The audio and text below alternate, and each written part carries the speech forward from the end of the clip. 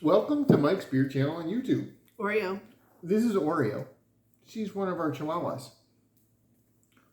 which apparently we gave her. Now, Don't. Okay, I'm not going there. Anyhow, good girl. Today, If you want to know what he was going to talk about, you can ask him to private message you. ooh, yeah, okay. Anyhow, every year for that big football game that I'm afraid to use her name because the NFL is like the Communist Party. They might block my videos. Can't you just say championship game? Anyhow, every year we do this. We do, and the biggest video will be coming. Anyhow, for those scoring at home, I'm a Seattle Seahawks fan and a Tampa Bay Buccaneers fan. The last team I want to see win a Super Bowl is the 49ers. So anyhow, well, we'll be rooting for the Kansas City Chiefs and eating Kansas City style food. This is Boulevard Bourbon Barrel Quad Barrel Aged Ale. Now, it's 12.2% alcohol, 26 IBUs. That's the International Bitter Unit, allegedly. And this is from Kansas City, Missouri. This, unfortunately, is the only beer I could find from Kansas City. I didn't have time to drive there. But we're going to try it, and it's a bourbon barrel aged ale. How long did it take you to find a beer from Kansas City? It didn't take that long. I asked a couple people I know from Kansas City, which is how we got our menu we're getting, except for the one thing we're getting because they've never heard of it. But they recommended Boulevard Brewing, and this is the only thing I could find. And I'm not going to tell you how much it cost per bottle because it broke my rule. Okay.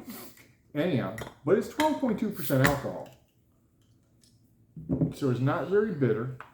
And this is good till October 1st of 2025, which seems like a long time for a beer to be good. Now that looks like an ale that's been aged.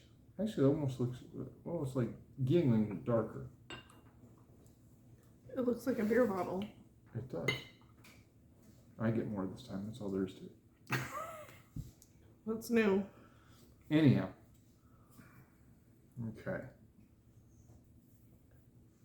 Brewed and bottled at Boulevard What's Brewing, it called again? Kansas Say it City, again. Missouri. This is Boulevard Brewing Bourbon Barrel Quad Barrel Aged Ale. Because bourbon barrels are only good for bourbon once. And all you finicky Scotch drinkers, most Scotch is aged in bourbon barrels because Scotch doesn't care about how many times a barrel's been used. Just because you don't like Scotch doesn't mean you should be making fun of Scotch drinkers. Diversity is the spice of life or something like that. Oh my God. I taste bourbon. I literally taste bourbon and not crappy bourbon. And some spice. Oh. Oh my God, this is good.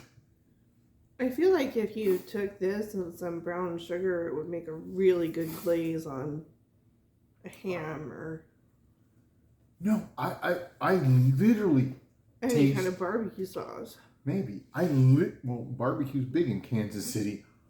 I literally can taste bourbon. A lot of the bourbon aged stuff, you get a little hint, but this, oh my God.